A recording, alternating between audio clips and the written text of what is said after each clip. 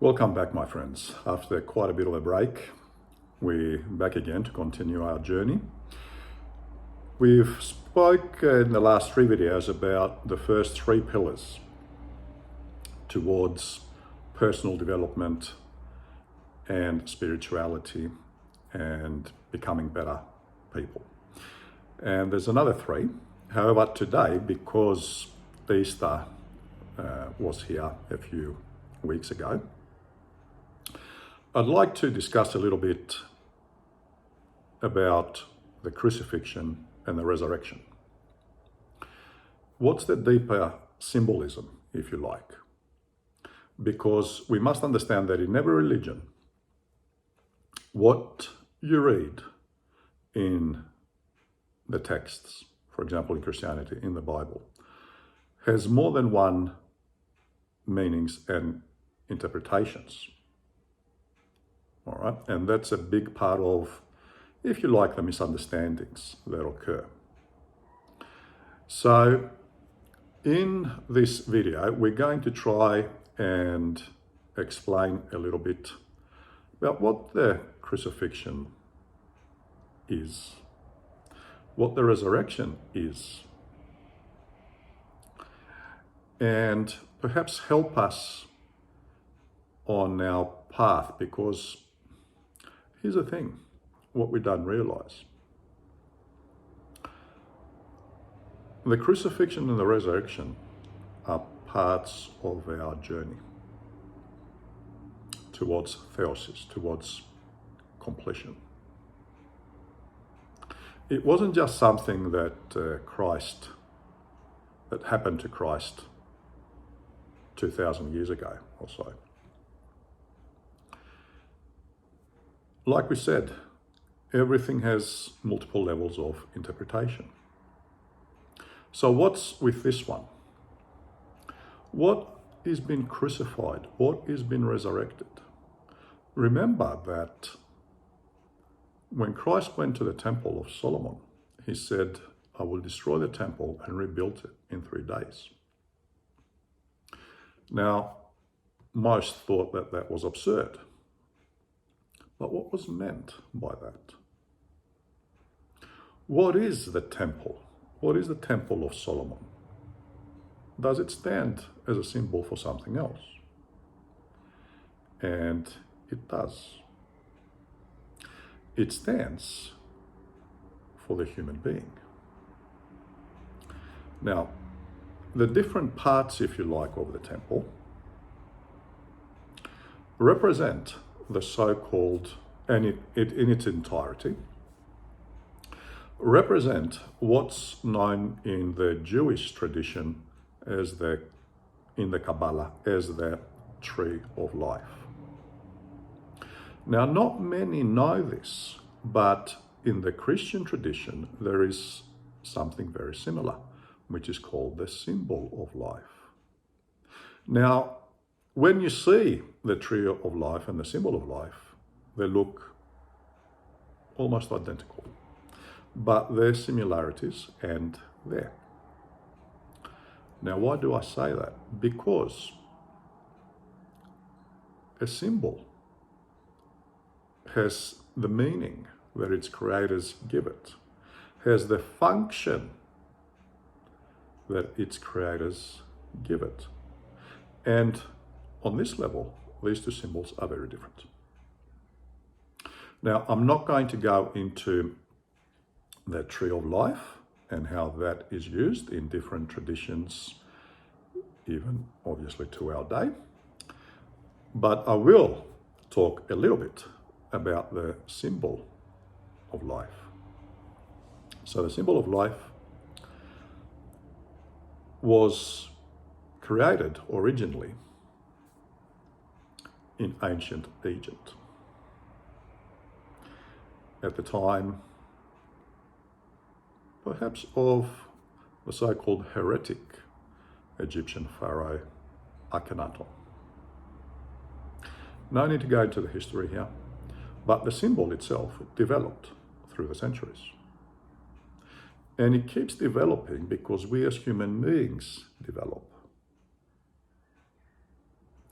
Now, in the tradition of esoteric Christianity, at some point, the practitioners, the followers,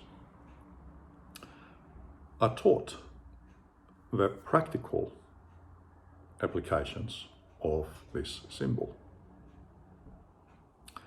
And so you, through visualization, you create an elemental of this symbol of life.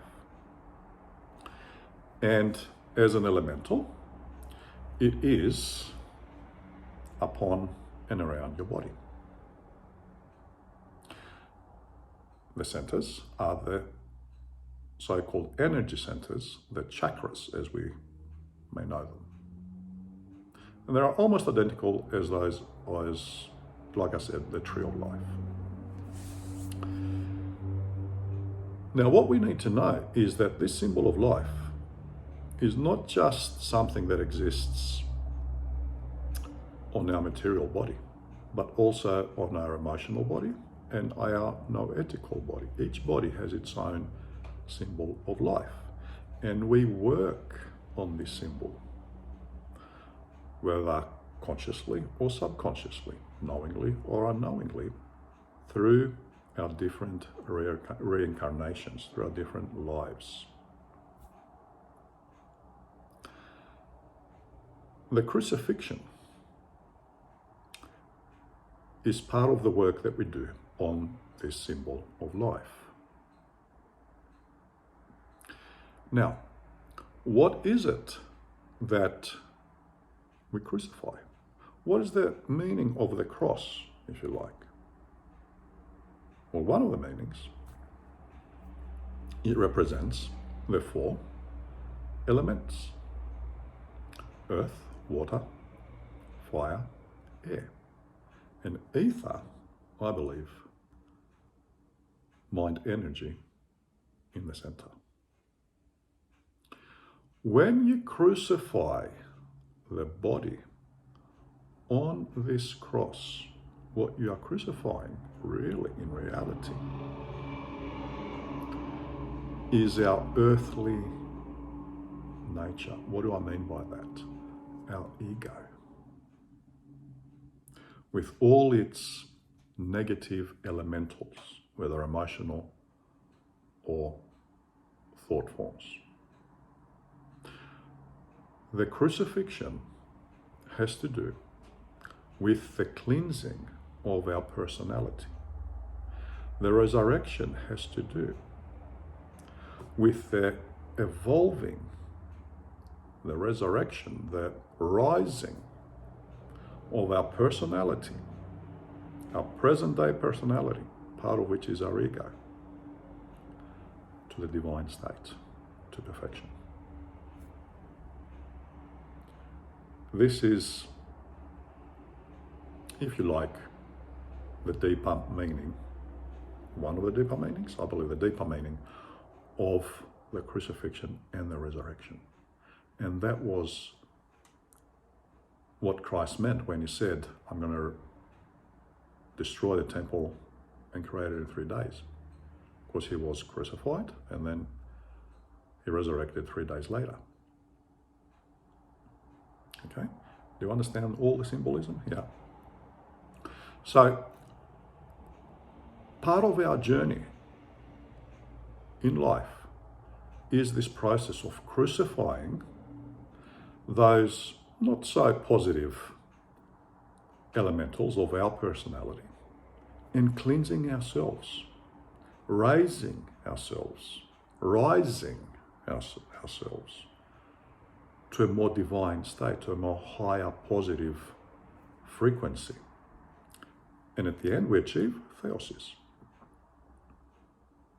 And I believe there are 3 crucifixions that we need to achieve. One on the material, one on the emotional, and one on the noetical level.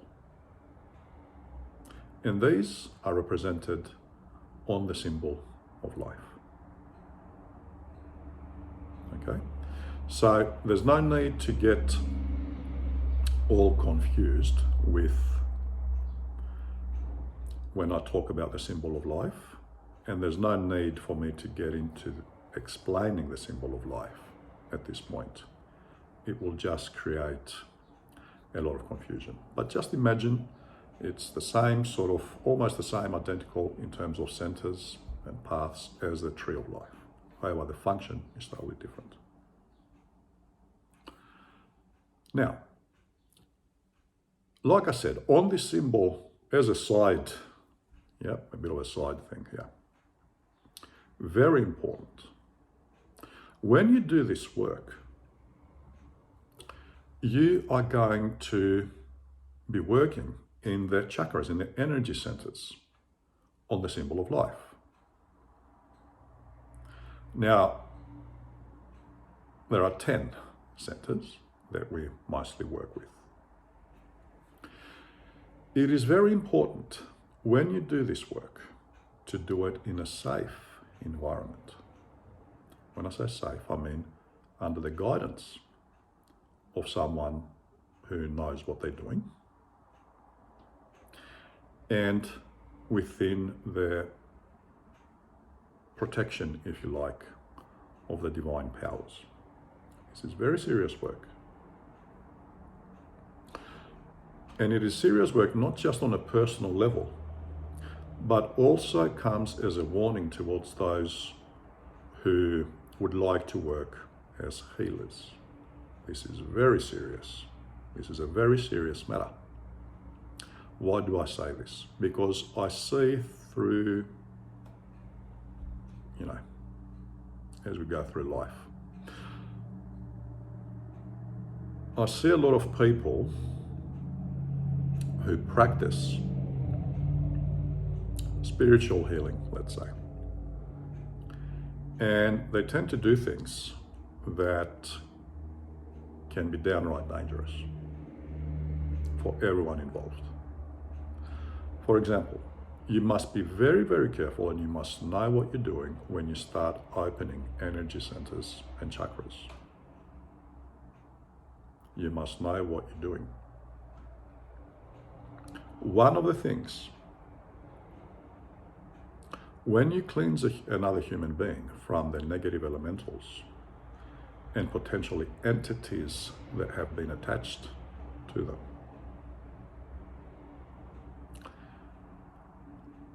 you must always cleanse them, make them inactive, and replace them in the fellow human being you are providing the spiritual healing to.